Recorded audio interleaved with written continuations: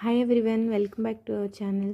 ఈరోజు మనం వీడియో వచ్చేసి హెల్దీ అండ్ టేస్టీ మినప బర్ఫీ ఎలా చేసుకోవాలో చూద్దాం. పిల్లలకైతే డైలీ ఒక బర్ఫీ తిన్నా సరే చాలా బలంగా ఆరోగ్యంగా ఉంటారు. తప్పకుండా ట్రై చేసి చూడండి. ముందుగా అయితే ఈ బర్ఫీ కోసం ఒక కప్పు మినపగుళ్ళు తీసుకోండి. వీటిని ముందుగా డ్రై రోస్ట్ చేసుకోవాలి. స్టవ్ స్విమ్లో పెట్టుకొని చక్కగా వీటిని డ్రై రోస్ట్ చేసుకోండి. ఈ మినపగుళ్ళు ఒక 50% రోస్ట్ అయినాక ఒక హాఫ్ కప్పు పెసరపప్పు వేసుకోండి.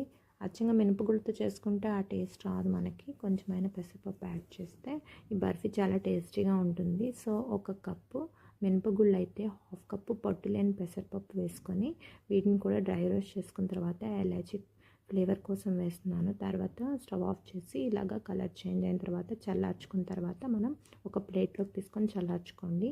తర్వాత మిక్సీ జార్లో తీసుకొని దీన్ని మనం మిక్సీలో పౌడర్ పట్టుకోవాలి. ఇలాగా బరకగా పట్టుకోవాలండి. మెత్తగా పట్టుకుంటే మనకి నోటికి కరచకపోతుంది. ఇలా బరకగా పట్టుకొని పక్కన పెట్టుకోవాలి. ఇప్పుడు అదే ప్లాన్లో ఒక కప్పు బెల్లానికి హాఫ్ గ్లాస్ వాటర్ తీసుకొని బెల్లం అంతా కరిగే వరకు కలుపుతూ కరిగించుకోవాలి.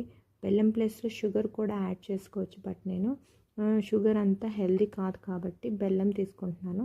ఇలా బెల్లం అయితే కరిగాక ఒక మరుగు వచ్చేంత వరకు బెల్లాన్ని మీడియం ఫ్లేమ్లో పెట్టుకొని కరిగించుకోవాలి.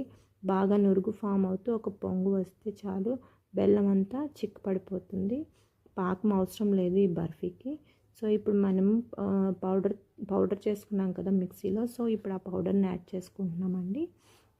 ఇప్పుడు ఆ పౌడర్ యాడ్ చేసుకొని బెల్లం పాకంలో ఈ పౌడర్ అంతా కలిసేంత వరకు మనం ఉండలు లేకుండా కలుపుతూ ఉండాలి. ఇప్పుడు దీన్ని ఒక 15 to 20 minutes అలాగా తిప్పుతూ ఉంటే కొంచెం కలిసిపోతుంది. తర్వాత నెయ్యి యాడ్ చేస్తే ప్యాన్ కతుక్కోకుండా మనకి దగ్గరికి అవుతూ ఉంటుందండి.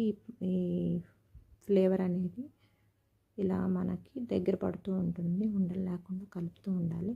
సో ఈ మినుముల వల్ల మనకి చాలా హెల్త్ బెనిఫిట్స్ ఉన్నాయండి. నడుము నొప్పులకి చాలా యూజ్ అవుతుంది. పిల్లల నుంచి పెద్దవాళ్ళు అందరూ తినే హెల్తీ రెసిపీ.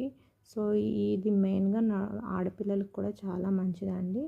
సో ఇలా మనకి ఇలా దగ్గరకు అవుతూ ఉండే వరకు మనం తిప్పుతూ ఉండాలి. ఒక 15 to 20 minutes అన్నాను కదా, అలా మనకు ఎంత దగ్గరికి అయితే అంత బాగుంటుంది. ఇప్పుడు నేను ప్యాన్లోకి ఆవు నెయ్యి తీసుకొని స్ప్రెడ్ చేస్తున్నానండి.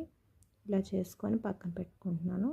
సో ఇప్పుడు నేను కొంచెం ఎండు కొబ్బరి కూడా యాడ్ చేస్తున్నాను.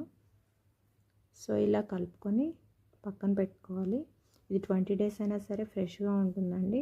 ఇలా మనం ఒక కంటైనర్లో స్టోర్ చేసి పెట్టుకోండి.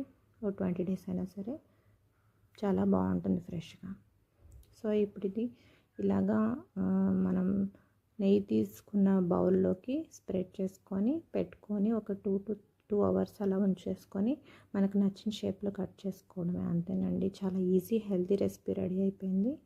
మీకు నచ్చితే మీరు కూడా తప్పకుండా ట్రై చేసి చూడండి. చాలా హెల్త్ బెనిఫిట్స్ ఉన్న రెసిపీ ఇది. మీకు నచ్చితే ప్లీజ్ సబ్స్క్రైబ్ అండి. Thank you for your support.